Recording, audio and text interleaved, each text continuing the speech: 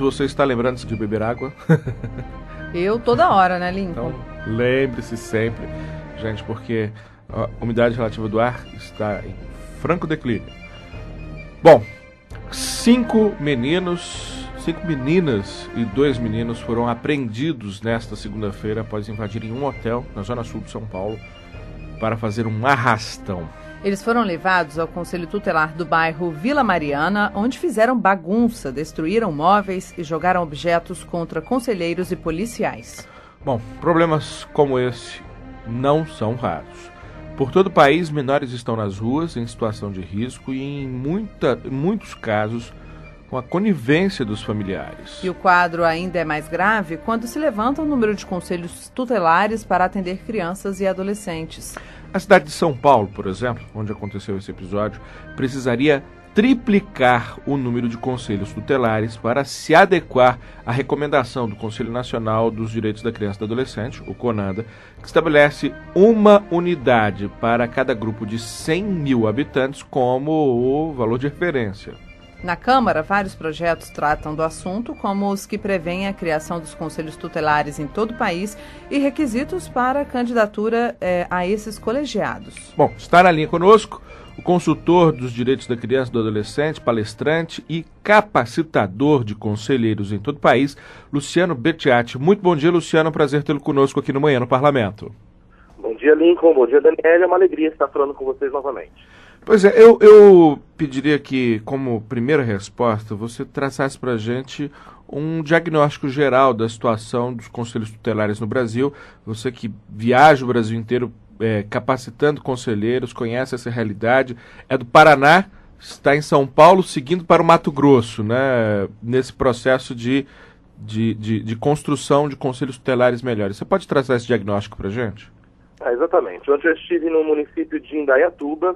A iniciativa do poder público daquela cidade foi capacitar os conselheiros tutelares antes, inclusive, da eleição.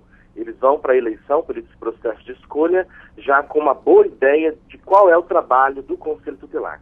E amanhã estarei na cidade de Porto dos Gaúchos, do lado de Sinop, trabalhando essa mesma temática. O fato é que a grande dificuldade, primeiro, é os municípios que criam apenas um Conselho Tutelar, porque a lei federal diz que obrigatoriamente haverá no mínimo um, e municípios grandes, inclusive este que eu estava ontem em Indaiatuba, com mais de 200 mil habitantes, tem apenas um conselho.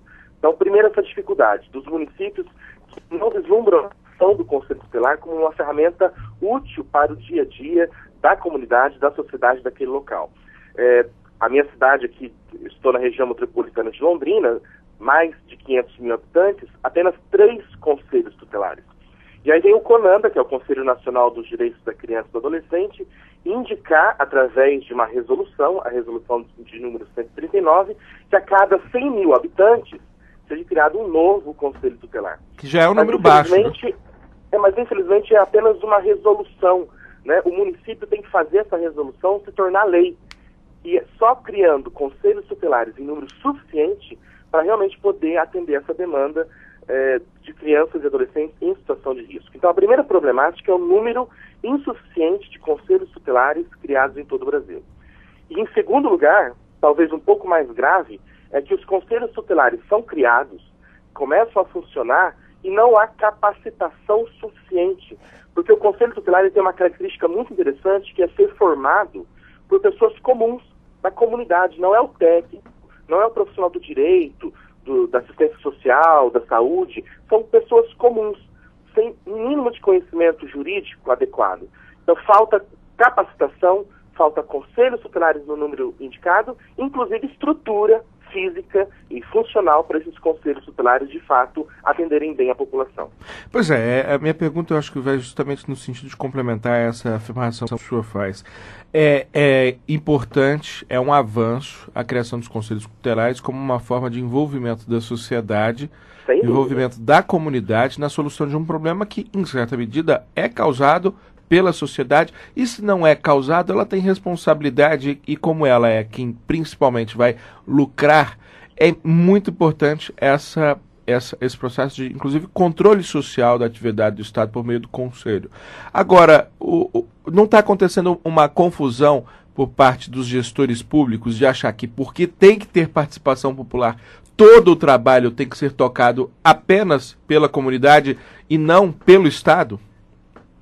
Pode haver essa inversão, sim. Na verdade, temos que pesar as responsabilidades. Inclusive, o Estatuto da Criança e do Adolescente é muito inteligente ao colocar numa ordem bem definida de quem é responsável pela garantia dos direitos da criança e do adolescente. Em primeiro lugar, é a família, a comunidade, a sociedade em geral e o Estado. Essa ordem já nos dá a visão de que a família deve estar comprometida em primeiro lugar e o Estado por último. Mas no que diz respeito a essa mão direta na ação pública, o poder público não pode se furtar a sua responsabilidade. Então, o município, verificando que há índices, né, de crianças na rua, crianças com seus direitos ameaçados ou violados, ele tem que perceber que criar um conselho a mais, 2 ou 3 ou quantos forem necessários, é importante para não só refletir na segurança pública do município, uma comunidade bem atendida, mas até para que a comunidade se sinta segura e as políticas públicas funcionem. Então, essa engrenagem do Conselho Tutelar está ligada a tantas outras coisas que estar funcionando bem é garantia de tantas outras coisas também funcionando. Agora, Luciano, uma dúvida que eu tenho. Essas crianças, elas normalmente, crianças, né, pré-adolescentes até adolescentes, elas são levadas aos conselhos tutelares, mas têm direito de ir e vir. Elas podem voltar para a rua se quiserem, elas não são obrigadas a ficarem recolhidas, certo? Na verdade, depende do que aconteceu, né? Se elas não tiverem cometido nenhum crime. Se for criança, 0 a 12 anos, ela não vai ficar recolhida e não vai perder sua liberdade até por 3 anos como um adolescente que comete um ato infracional. A criança, de fato, vai ser atendida só pelo Conselho Tutelar, que vai aplicar medidas de proteção, junto com a família, enfim. No caso aí do Conselho da Vila Mariana, foi um caso um tanto atípico, se bem que temos notícias de outros conselhos que foram vandalizados por crianças e adolescentes, mas este caso foi bem aparente, né? Demonstra talvez a falta de controle, a falta de capacidade dos pais em gerir essa coisa da família, em educar os próprios filhos. Mais do que verificar o fruto, que é essa coisa do Conselho Tutelar da Vila Mariana, é só o fruto. A gente tem que parar de olhar o fruto e lançar o olhar para a raiz. Por que essas crianças estão na rua? O que está faltando dentro da família, na estrutura do poder público do município? O que não está sendo oferecido para essa infância e juventude brasileira que precisa tanto de atenção? Está falhando aonde?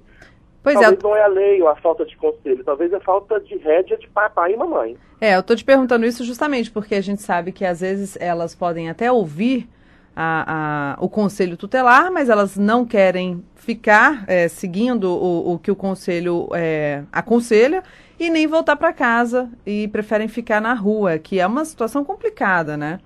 Olha, toda vez que uma criança prefere a rua à casa, tipo, não quero ficar em casa, quero ficar na rua, tem algum problema em casa. Porque ninguém quer ficar na rua.